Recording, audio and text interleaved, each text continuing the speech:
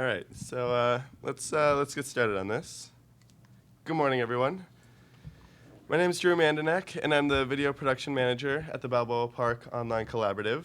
I like to describe my job as a visual engagement producer, given that I produce videos for the 15-plus museums in Balboa Park and co-manage Balboa Park and BPOC social media. So we've all heard the fear that social media is going to become a surrogate to visiting museums, but we all know this is problematic thinking. Of course, no one's going to stop coming to our institutions because we're posting on social media. I like to think of social media as my museum fix, my daily dose, if you will. It gives me the opportunity to experience museums, their textures, their colors, their music, the art, the pulse of the institution, if you will. To be at the museum on the daily while living across the country or even the globe. I take the fear of social media as a compliment, actually, meaning that we're doing something interesting and drawing attention to our museums in new ways. On January 24th, 2014, Carrie Mae Weems was the first African-American woman to have a retrospective at the Guggenheim, her first major exhibition at any New York museum. In a recent talk in San Diego, she reflected on the significance of this and explained how she wanted to use this as a stage, a platform to do something interesting and exciting. So she organized 200 people, to play with her over the course of 3 or 4 days. Concerts, readings, performance, dance, poetry. It went so well they were invited again to do this series this year because the museum hadn't seen anything like it. If you have a platform, you should use it for really interesting things. And while Carrie was talking about programming and institutional issues as a whole, I think it can certainly be applied directly to social media. We're not simply posting to social media. We have the opportunity to present interesting items, events, and discussions taking place in our spaces on social platforms. So it's time to rethink the paradigm. Social media is a great tool to enhance what we as marketers and visual producers are doing, which is communicating to our fans and visitors. However, it shouldn't stop there. Most museums seem to utilize social media as just another way to present information instead of using it as the conversational tool it can be, and that it is. However, that's not how we all operate on our personal channels. We're not shy. We've communicated all week long. MCN 2015 is trending. And I understand that it's easier said than done when you're away from the office. However, what if museums were to engage with each other on their own accounts without it being tied to a campaign? Turning off the phone voice and engaging in current topics outside the museum, topics that people can relate to and are already engaging in. It's not simply about going where people are already at, but actually allowing our institutions handles to get social within their chosen platforms. By doing so, we allow them to be more accessible to fans and visitors, local and global, by communicating in the language of those platforms. We all, as social media managers, operate on the digital front line, and that changes the format presentation from presentation to a conversation. And if that's the case, we don't operate as marketers using social media, but I would say as ambassadors of our institutions, speaking on behalf of our organizations. So by engaging with our fellow museums, we are connecting our institutions to new audiences, right? Rooting ourselves deeper in the art world through meaningful discussions around both sets of collections, studies, and the work going on in both institutions, and everything that makes our museums great becomes community rather than just promotion. But with all that we do, who's got time to rethink the paradigm? Well, there's no easy prescription. We live in a global society. So we have the ability to reach out to each other, and we've got the resources at our fingertips to connect our offices to offices across the globe.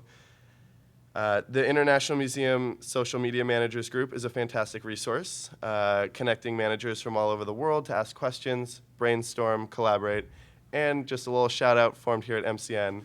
There you go. But maybe a good place to start is by talking to those immediately around us, to get to know the social media managers just down the street from us, thinking globally, but acting locally. So a little bit of context. This is where I work, the nation's largest urban cultural park, 15 museums, performing arts venues, hiking trails, gardens, the San Diego Zoo. It's the crown jewel of America's finest city, a hub for arts and culture and cultural exchange. However, we don't take full advantage of our shared experiences and resources. I would say communication can be minimal amongst organizations to celebrate our collections. Shared location, door to door. We're literally door to door, not down the street. And in terms of shared collections and location, we're not even talking about celebrating San Diego, but just that's the Balboa Park as a whole. And more recently, there's not the discussion amongst this big year that we're celebrating, the exposition centennial that we're celebrating. And when we do get together, it's usually campaign-based, and in my opinion, those tend to fall a little flat. Enter BPOC. So rewinding to about a year ago, the park was gearing up for what we're currently wrapping up, the centennial of the 1915 Panama, California Exposition, which is a big deal for San Diego. It's what literally put us on the map. But 100 years later, we're not communicating with each other about this shared event, this shared history, cross-promoting and collaborating on social media. Our focus is mainly centered around larger exhibitions planned by the individual institutions. Around this same time, I joined the International Social Media Managers Group just before MCN 2015, and that laid the framework for a group I formed called the Balboa Park Social Media Managers Group. Similarly, it was to serve as an organizational tool to help communicate around centennial events and ideally even beyond that. It was something that I wanted to see happen, but I believed actually needed to happen given that the organization working and forming the centennial plans disbanded. So we literally needed to mobilize, and I felt this was a great way to do so. So with every museum planning big shows throughout the year, I felt this is our opportunity to tie them all together with social media, leveraging the excitement of the centennial blockbusters to focus on the collections we have in the park. The first thing that was up was the King Tut exhibit at the Natural History Museum, and the question was, what could we tie, what connections could be made amongst the institutions? It turns out there are mummies in the Museum of Man, the Anthropology Museum. There are Egyptian beads inside the Mingei International Craft Museum. There are aviation flyers celebrating world travel, including to Egypt, at the Air and Space Museum. From there, we coordinated a Twitter sing-along around the Grinch, tying collection items to the annual Christmas tree lighting and performance at the Old Globe Theater. Subsequently, the Museum of Art, the History Center, and the Veterans Museum all got Instagram accounts. We've held Social Media 101 workshops, and what I'm working on now and plan to kind of initiate when we get back are some social media strategy workshops. So my goal as kind of the facilitator of the group is active communication and engagement amongst the institutions and by extension, the visitors of those institutions. And so that kind of carried out last March during Literacy Month and Ted Geisel, aka Dr. Seuss's birthday last year. I reached out to the public library and the UC San Diego library to see if they'd be interested in partnering in a similar unofficial way. What ensued was this unscripted, unplanned dialogue, a little light banter, if you will, between institutions commiserating San Diego history and kind of the organizations we've got going on.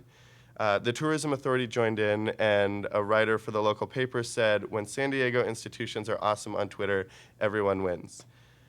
The group now includes the Tourism Authority, the Aquarium, the Symphony, multiple universities, and is still growing, and we have since moved from the Balboa Park Social Media Managers Group to the San Diego Social Media Managers Group. So finally, I realized that things like the Grinch tweet-ups aren't going to move mountains, but I believe it's a first step. As Colleen Dillon Schneider wrote, social media impacts reputation, which drives people to organizations.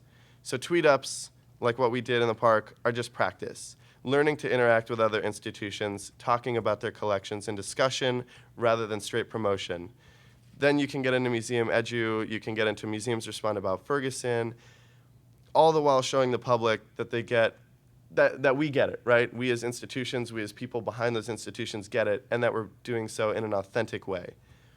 I think this is a chance for us, in order to engage amongst each other, to talk about our collections and trends, and not just National Cat Day, but public art, conservation, art activism, community issues, and community issues in terms of where our museums are actually located. We can be more authentic that way and increase personal experience for our viewers. It's more relatable, and they can feel more comfortable actually engaging with the museum on social media. By talking to other museums, we can celebrate art for the sake of art, and at the end of the day, if we're worried about that marketing element, we're still getting our names out there, right? And so I always just like to think and kind of guide myself on a quote that Emily Lytle Painter said last year, and that a museum visitor to one museum is a win for all museums. And I think, again, if we're all engaging with our visitors as well as each other, we all have that form of community. So I'll end with that. Thank you.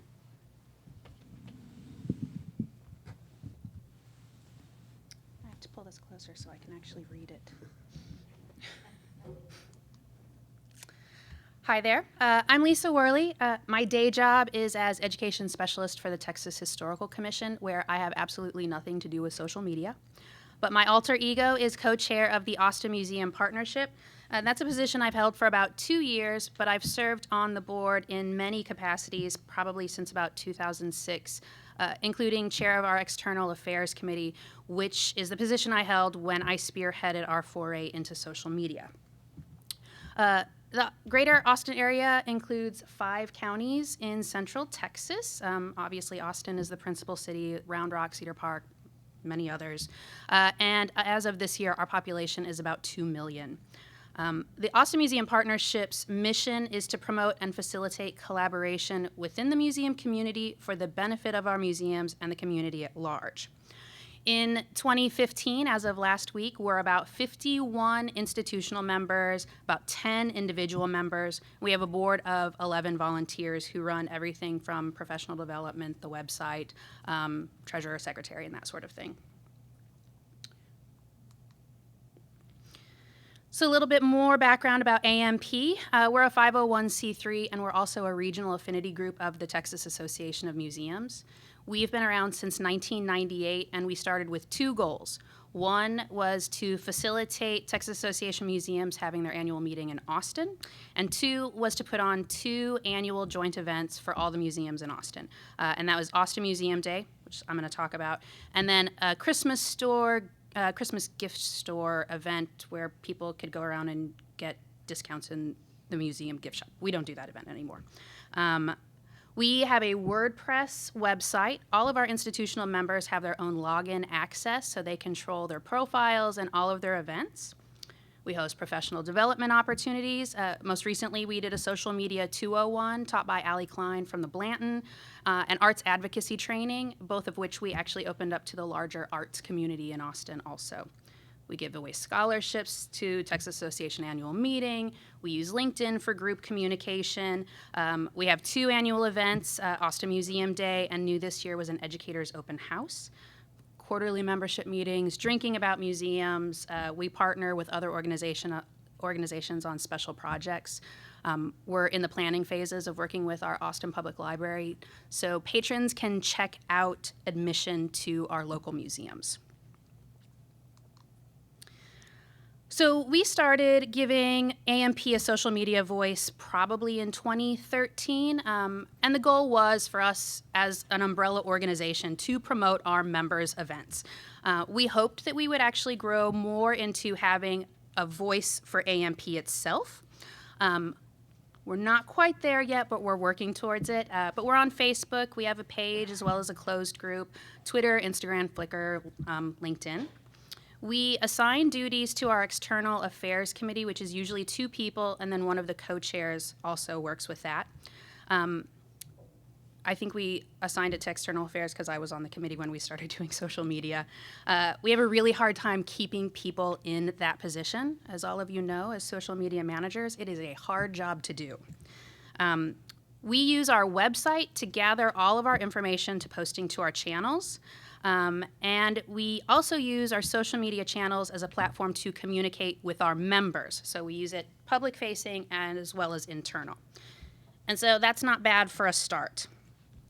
And then in 2012, I think it was, MCN was in Seattle, and I went to this fabulous panel where some members of San Francisco museums were talking about their social media Super Friends group, where about 5 museums worked together to cross-promote on events and exhibits. And I thought, we can do that. So we started AMP's social media support group. We have monthly meetings, and so representatives from member institutions can come. We talk about what's coming up, what AMP should post about. We talk about if there are any ways that we can, find those connections. One good example was the LBJ Museum had a, 60 from 60 exhibit, and at the same time our Texas State History Museum had the 1968 exhibit from Minnesota. So other members were able to pull in information from the 60s, and we tried to help each other out on that. We talk about upcoming campaigns like Museum Week and Ask a Curator. We talk about problems and try to help each other with solutions. We have developed a social media spreadsheet on Google Docs that all of our members have access to, and they can fill in their own posts on any of our platforms that then we can just copy and paste when we need information.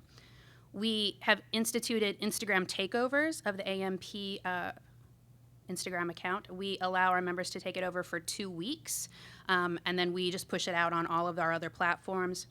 And one of the really cool things that we did early on was we developed a hashtag that all of our museums know to use when they're posting.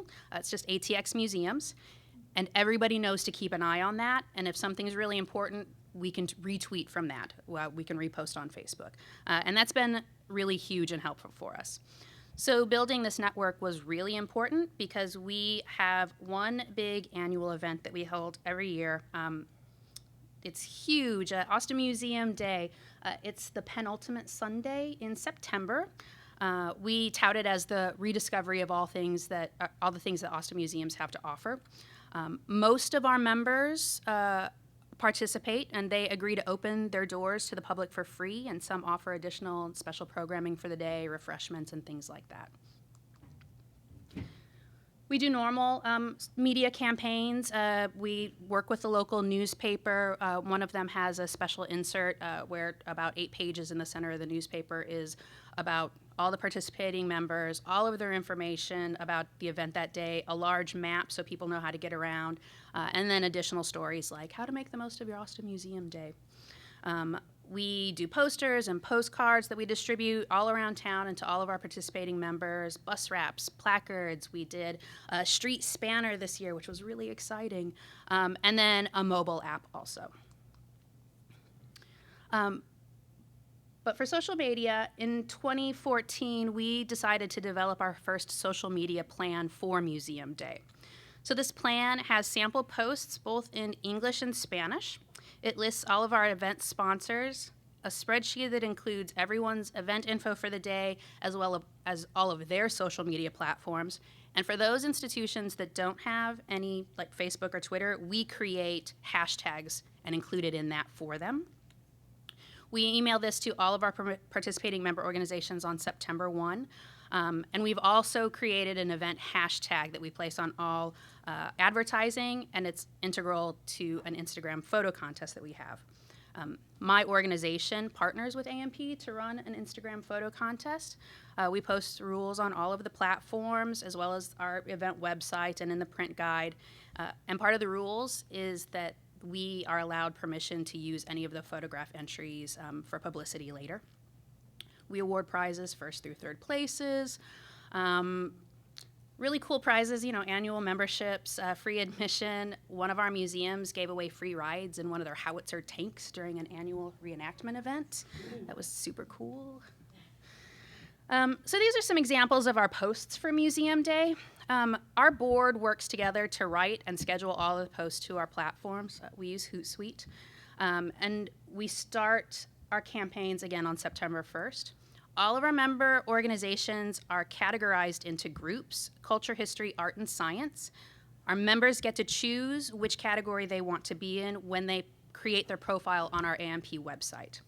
We also find links between location, types of activities like, family friendly for kids, and we use all of that to determine how we're going to group information together and what we're going to post on each of the platforms. We also thank all of our sponsors and make sure to promote the photo contest. On actual Museum Day, the board members split up duties for covering the event on social media. So for instance, this year, I sat in front of my computer, monitored everything on Hootsuite, retweeting, reposting, liking everything, and other board members actually attended the events and posted live tweeting, live posting during the event. So this is what it looks like. Our attendance has gone up pretty significantly, and I think that a lot of that has to do with our social media efforts. We also didn't start fundraising for this event until about 2 years ago, so having a little bit of money for some extra publicity is really nice too. Although I don't think we've ever done any sponsored Facebook or Twitter posts. We do an event guide in the newspaper. We work with a local arts and music free newspaper. Our mobile views are interesting. In 2013, we had our regular website as well as a mobile online guide that a company that is now out of business did for us. So this is, that 50,000 is 3 weeks leading up to Museum Day for 2 different websites. 2014 and 2015, those are just 7 days before and leading up to Austin Museum Day. So that's 7 days worth of numbers right there. And the difference between 2014 and 2015 also, 2014 we had 2 websites, 2015 we consolidated everything into 1. So those seem like pretty good numbers. The rest of the year we hover around 1,000 per week. We also had a mobile app this year, which was new. We launched it just to deal with Museum Day. So again, all of the event information, Google Maps and things like that. I found it really interesting that 31% Android and 69% iOS, which seems to be opposite, but I don't know. Maybe it's Austin's a techie city, I don't really know. Attendance has been stagnant between last year and this year. I don't know if that's because of some events haven't changed at some of our smaller museums. I guess we'll know more next year.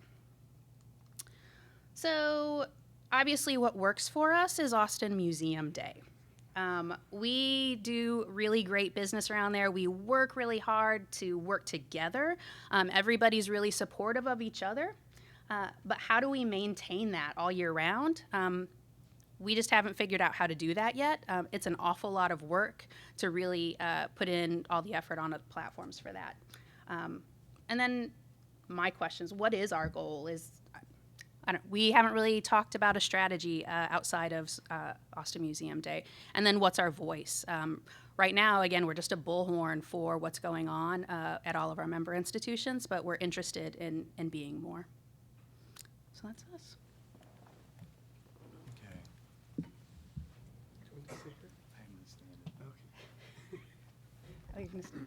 I had a very late night, so I'll be standing for this presentation. So bear with me here. All right, so my name's Nicholas Griffith, and I work for Bishop Museum in Honolulu, as well as serve on the board of directors for the Hawaii Museums Association. And today I will be talking to you guys about rebranding Hawaii through social media. So at Bishop Museum, I prep and digitize collections for our natural sciences division. I generate content for our social media crew. I also work on our web development team. And I'm really fortunate to work at Bishop because for us, content is really never an issue. We always have scientists in the field finding new species, or researchers in our collections making new discoveries, or scholars in our archives redefining Hawaiian history in some new, unique way.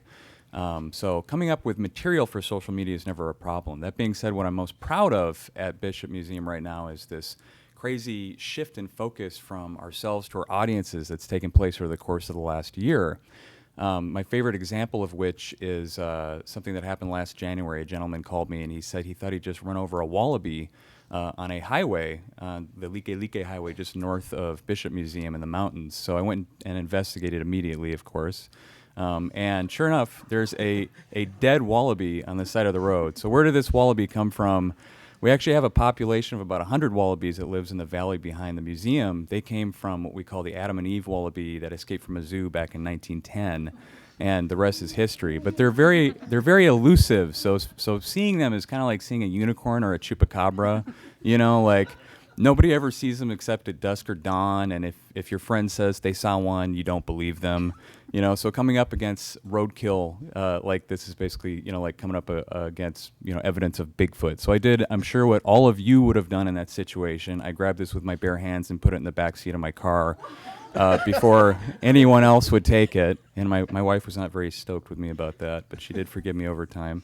But once we brought it back to the museum, we did this really wonderful thing with social media. Instead of telling everybody about the incredible research that our scientists had conducted in the past for this population, or even the science that's been done on native wallabies in Australia, we asked our audience to tell us what their experiences were of the wild Hawaiian wallaby.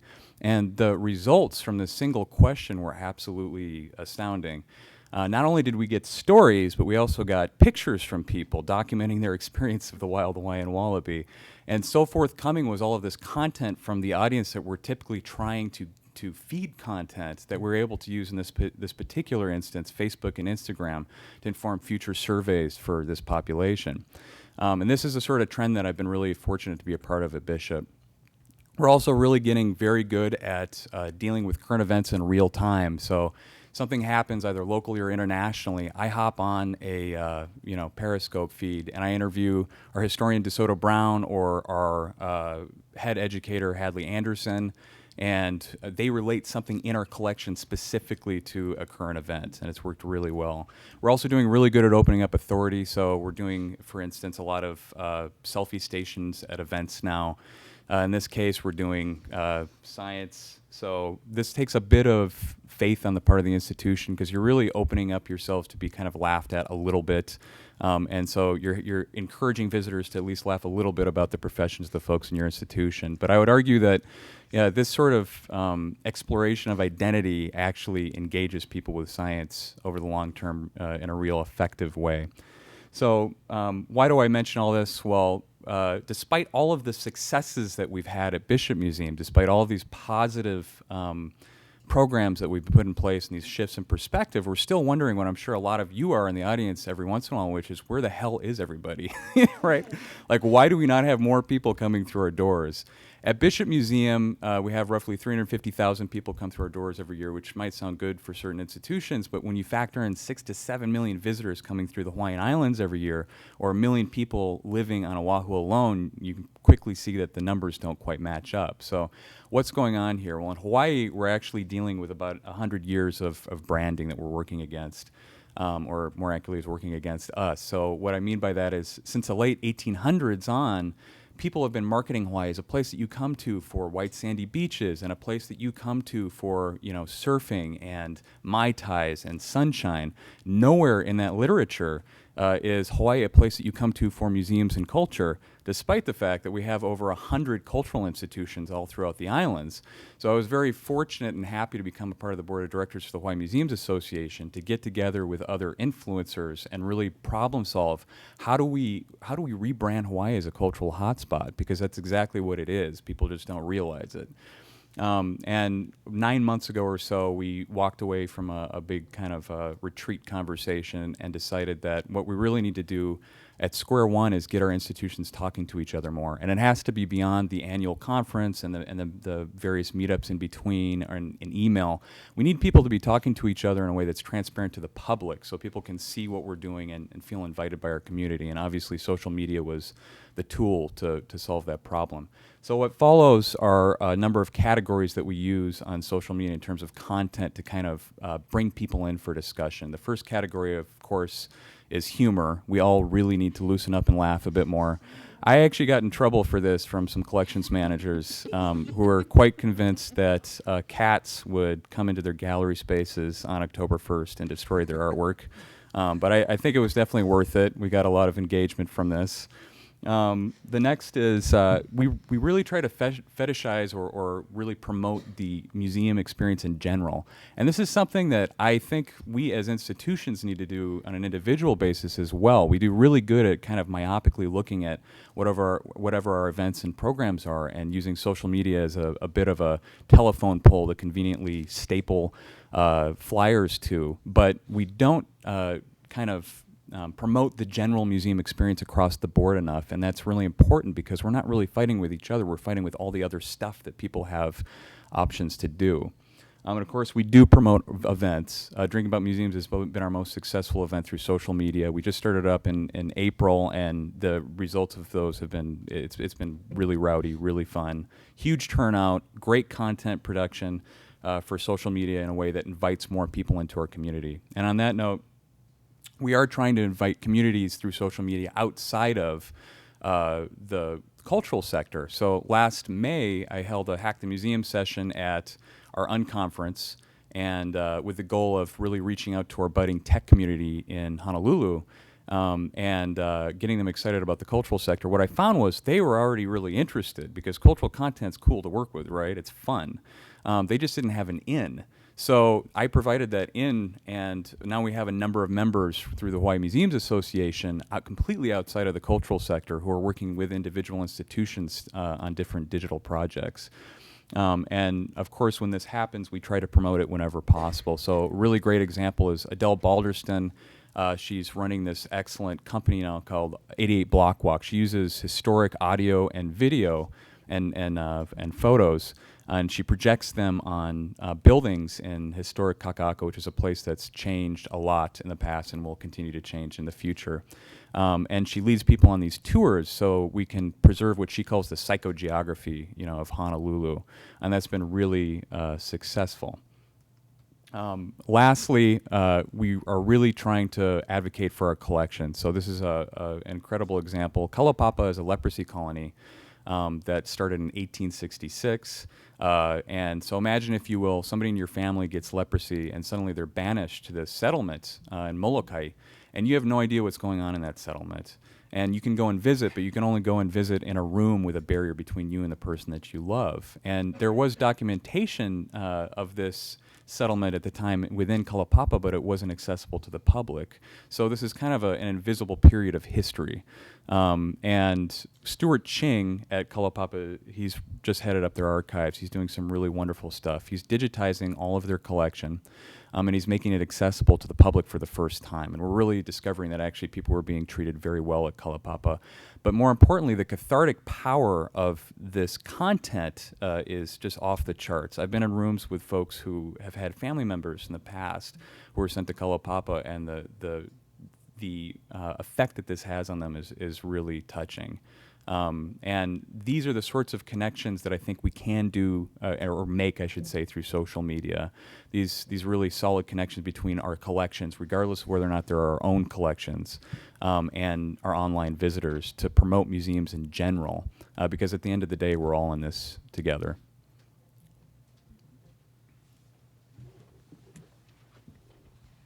So that is it for our official presentation. So please thank these wonderful people.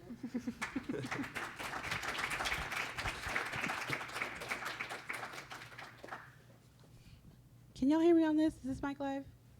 Okay, thank you. I have reduced hearing in this ear, so I'm never quite sure how well I'm being heard.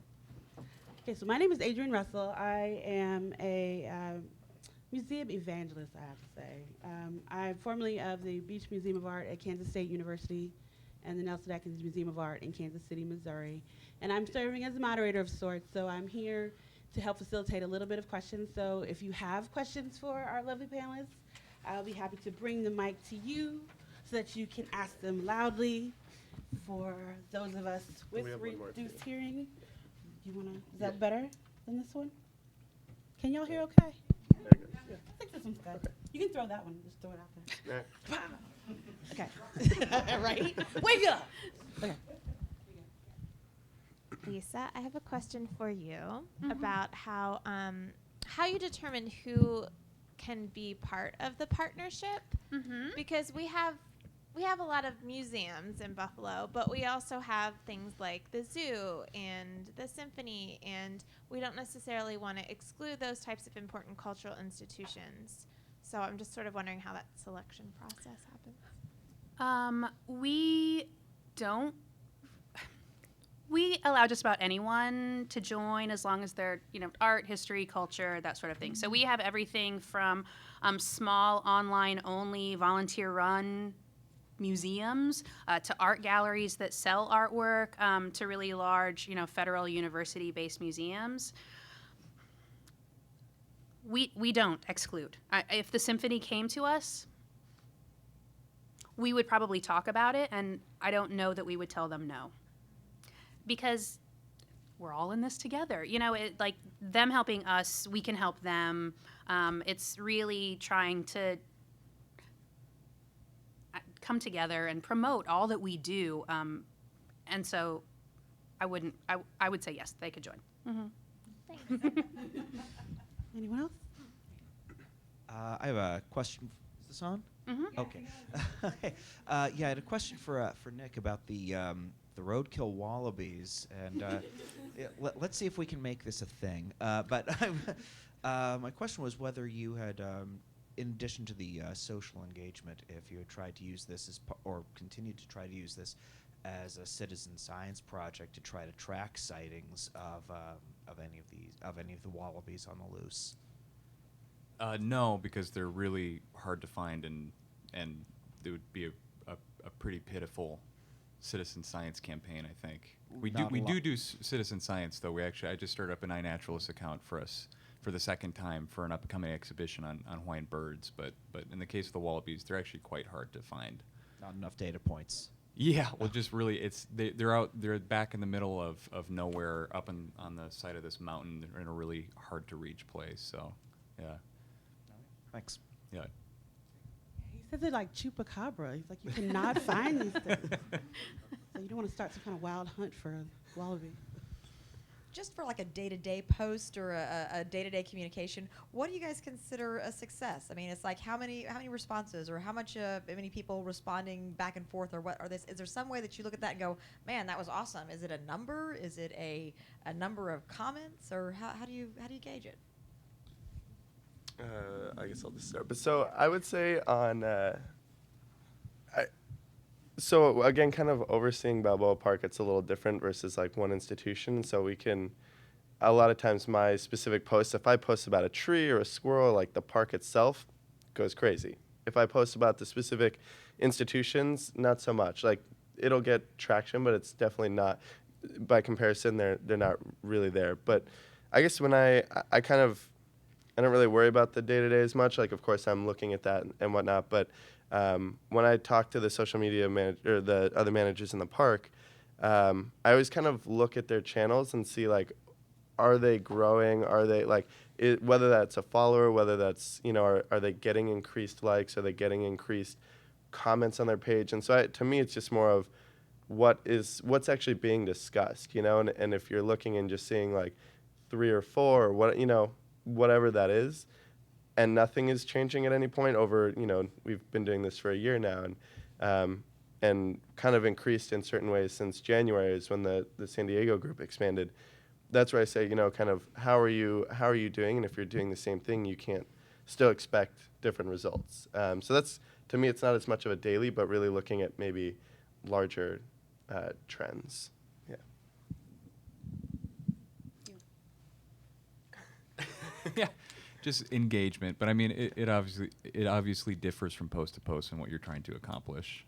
If it's something humorous, you want people, repeating it and commenting on it and laughing about it. Or if it's something about an event, you want people saying they're going to come. Or I think it's a real case-by-case basis. But engagement, sharing, and responding. Yeah. Getting beyond the clicks, basically, right? That's what we're all trying to do.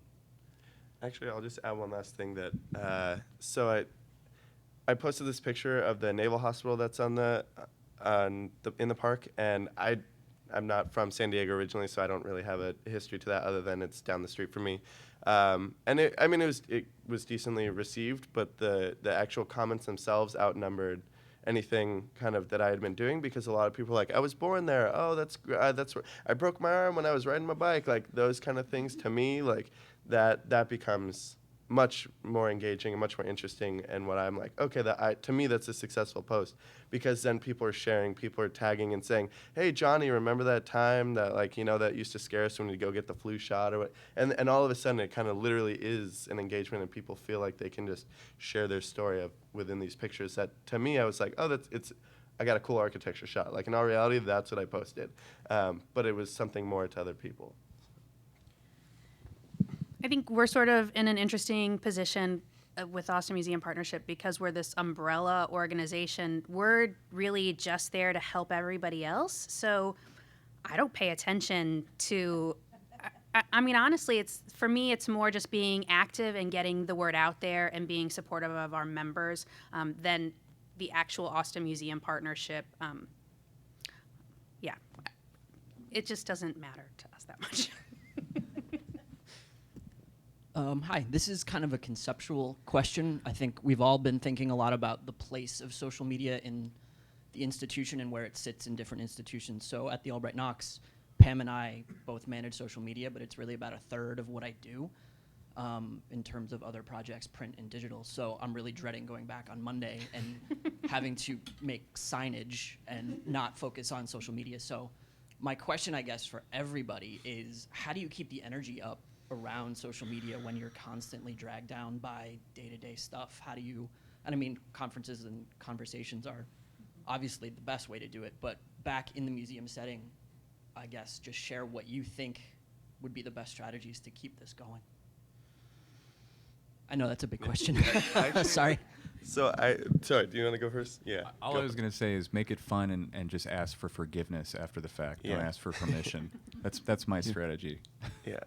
So again, it's new. The park is new to me. Now it's not because I've been working there for a few years, but I'm not from there. So I always use that to my advantage, right? Whether it's a nice blue sky with a palm tree or just we have like really rich architecture, Spanish colonial revival, whatever, all these things that I don't truly know what I'm talking about, but enough to get like people really excited. And I think that's what Nick is saying. Like, it's great. Like I will make sure I get out of my office and like go and say, all right, it's cat day, let's go to the zoo and get a picture of this, because that's exciting, right? Like I'm like, oh hell yeah, this puma or whatever, and so I think that's the key of like, I make sure I get out of my desk, and again, easier said than done because I'm doing video, I'm in a weird little cave with no windows, but making sure to go and like kind of keep those eyes fresh of what can I explore and keep that as my base, even if I'm still going to do some sort of marketing post too, just keeping it that way. I can answer, but social media is not my job. It's my volunteer gig. I'm lucky enough that work gives me time to sort of do that. So I just keep Hootsuite up all the time and check out what our member organizations are doing. And so if Allie posts something really cool, I'll like it and retweet it. And so for me, it's what I think is cool that everybody else is doing, and that's just how I do it, which is probably not helpful to you at all. Sorry. Have any of you guys ever tied some of your social media activity to some of your revenue goals or events, or most of in terms of ticketing or promoting events? And kind of a corollary to that is, have you used or have you promoted some of your posts to reach a wider audience for any particular reason? Hey, buddy. When you say... I'll withdraw the question. Yeah, right. When you say using, do you mean using the post to determine how many people are coming to the event, or are you just talking about promoting events in general? Or well, promoting events, but then specifically looking at your, whatever it is, your post or your tweet, and tracking that as, did that have an impact on ticket sales? Did that have an impact on, people coming in and visiting, or going to the Austin Day or whatever? And then the follow-up is, are any of you using or actually paying to promote some of the social media work you're doing to that end? Yeah, so we don't promote just because, it just over time, I just don't think that's a real long-term strategy if you have a limited budget to promote. Even if you're doing it, for specific events, it starts to add up after a while. That being said, we do, try to look at how events that we're posting online are being received in terms of our actual participation, our physical participation. But that stuff's, honestly, that's really hard to track, at least to make that causal connection between you making a post and then people coming. There are so many variables, I would say, outside of your control that you're kind of just guesstimating whether or not that was helpful at the end of the day. That's a dreaded money question. I like that. So I did boost a post. We spent a whole $10 on the Facebook. It was try convincing someone that you should spend $10 to boost a Facebook post. It's great. In a fit of incredible integration, we forgot to tell the people answering the phones to ask about the thing that we had promoted and whether they had seen it on Facebook. So I can't tell you whether it works, but we did it. And our next post of a cat went viral. No.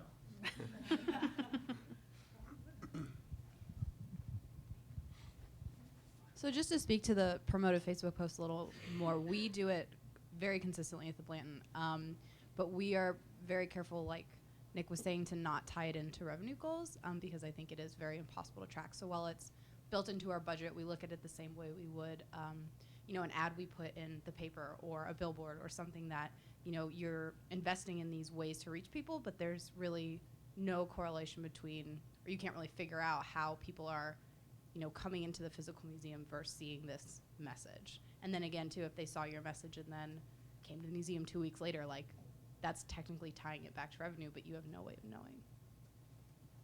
That. I was just going to add that if you ask people, they can't tell you where they saw your message either. We get, we do evaluation with our visitors and the major response is, oh, I heard it from a friend, or, it's word of mouth. Our word of mouth is really high, but people can't tell you where that word of mouth comes from, where they originally heard that message, whether it was from a tweet or a Facebook post or a newspaper ad or a billboard.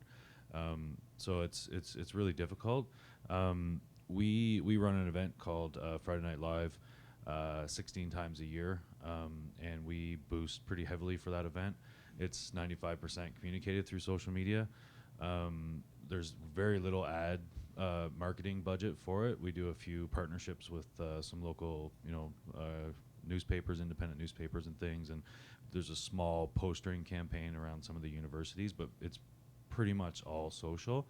And attendance is it's a little down this year, but generally, on average, we get between 2,500 to 3,500 people on a Friday night, and it's all done through social. So, a lot of those people say word of mouth in the evaluation, but so it's tough. But this stuff changes all the time, and there's new tools out there. So just have to keep on top of it and keep pushing, keep trying.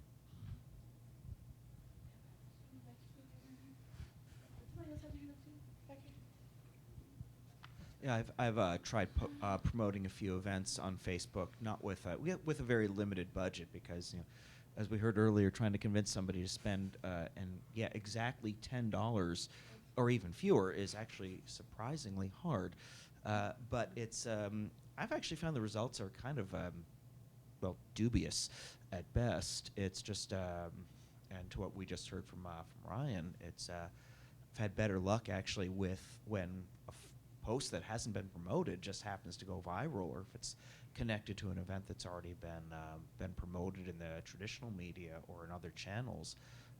What I found works even better is if other people retweet it, if other people share the Facebook post, if other people do whatever, that is, despite what Facebook's marketing people would like us to believe, I actually find that having other people, other trusted sources share a post works a lot better than paying for something. And maybe that means we should spend 10, 20, 30 times more on our Facebook budget, but I don't think that's ever going to happen. So, thanks.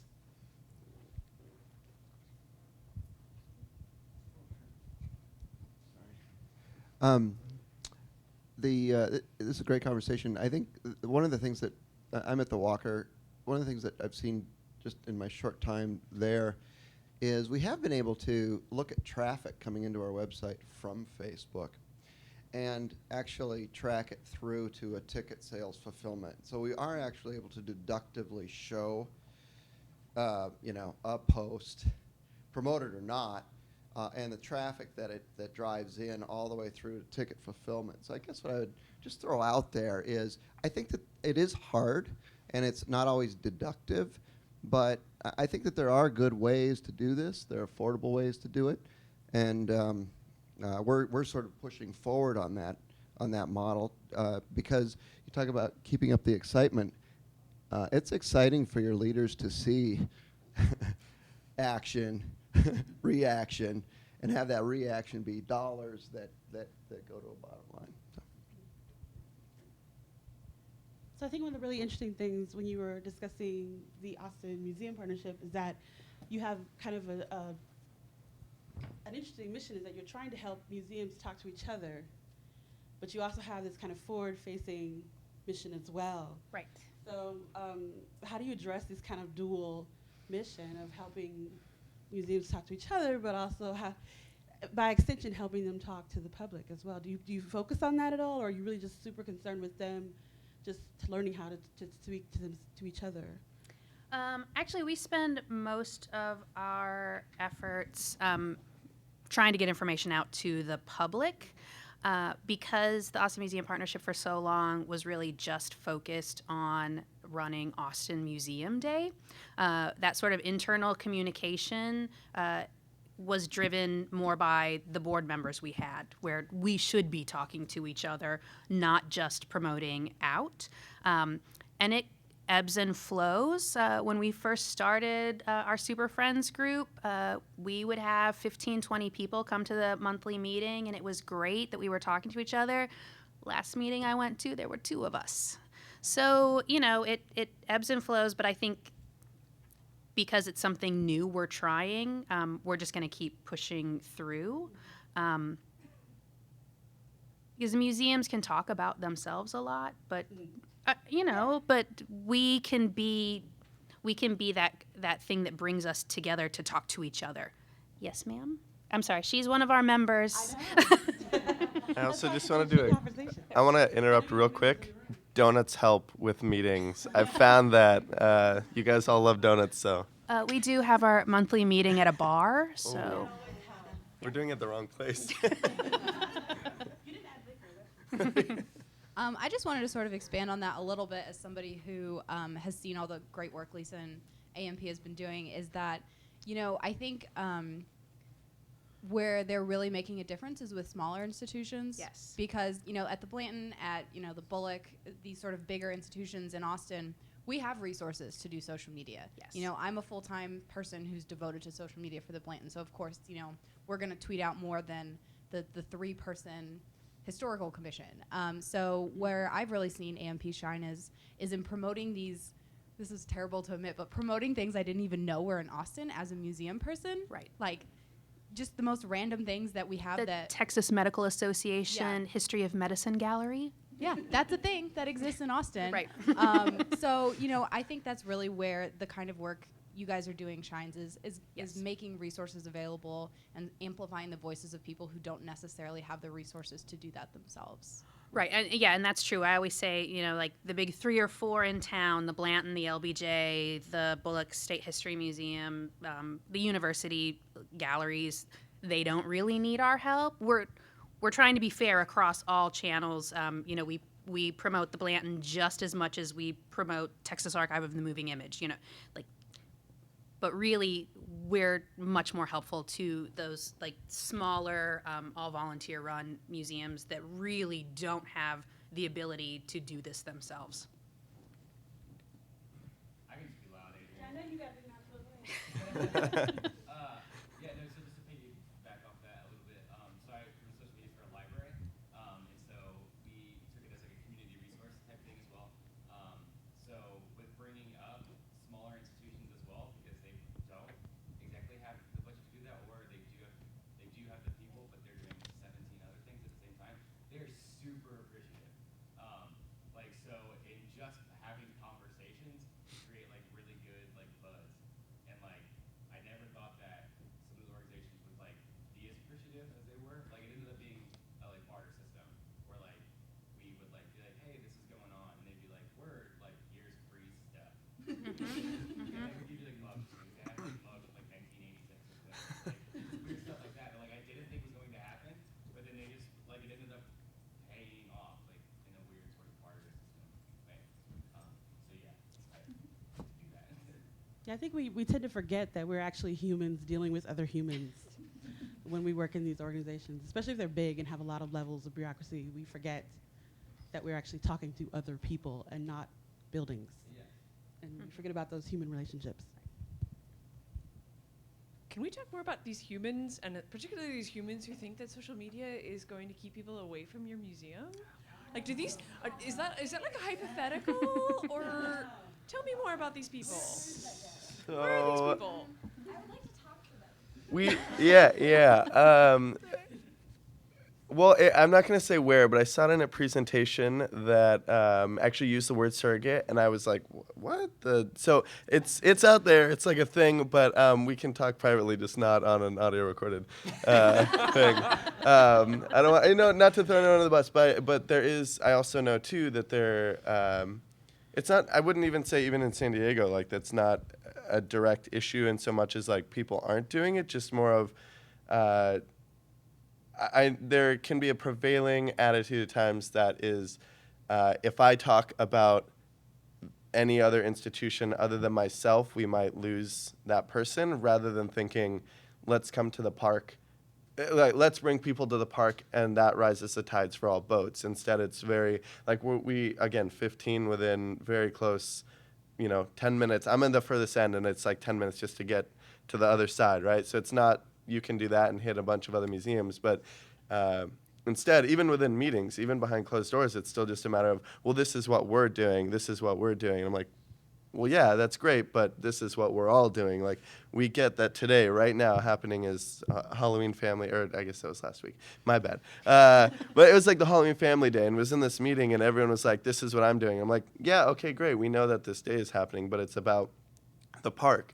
And so my idea was like, why aren't we talking about this and saying, oh, hey, great, history museum, like, oh, we're the Natural History Museum. Why aren't we talking about fossils and John Marsden or whoever, and talking about these things in relation to what we're already doing together? And so I think that's more of the prevailing attitude that I was kind of addressing, was just that we're all working together, literally because we're in the same space, but I would even go as far to say, you don't have to be in a park with 15 museums next to each other to be able to do this, right? I was just gonna add that I don't know if you guys are online and can log into any Twitter account right now and show your analytics tab, but use your data. I stopped a long time ago being the shouty person in meetings, arguing for this kind of stuff, and I just showed our data. Our demographic on Twitter is 80% local, within like public transit distance of our museum. So yes, we have the opportunity to reach global audiences with social media, but the reality is most of the people that are engaging with you on social are people that can actually visit. Same with our Facebook demographic. It's I think it's like 75% local. Most of it is moms who, let's be honest, control the schedule and the wallet in families usually. So I mean, if you're getting that argument that you're doing things that are taking away from actual visitation from senior managers or whoever, just make them aware of the actual people that follow you and your demographics on social media, and I'll shut that argument down real quick. All right, one more question, and then I think that'll be our time. No, go ahead. No, we have the room. This is it. They can come pry us out of here. So talking about I think it comes from the idea that if you show something in the museum on social media, then people won't come to the museum to see it. But there was a place in town that showed, they had a conversation about they can't show stuff that's in the museum on social media because people won't come to see it. And then the next week they had stuff in the museum on print, in a flyer, and around town the coffee shop. And they were like, wait, see it? Oh, goodness sakes. You're already doing it. You're doing it. You have to. We've all been doing that since print media, or whatever ads existed. They just have this dissonance that they aren't able to comprehend. That it's just that, but Have you guys ever Googled the Mona Lisa? Yeah. Right. There's like 3 million photos of the Mona Lisa, and the Louvre. But that's why I don't need to go there anymore, so it's okay. I don't. So it's great. The argument I always make in Hawaii is you're absolutely right. That's why we have to shut down all of those beautiful images of white sandy beaches, because no one's going to want to come here. This is ridiculous, guys. We're just driving away business. You know. Well, ladies and gentlemen, thank you for coming. Thank you so much to our panelists.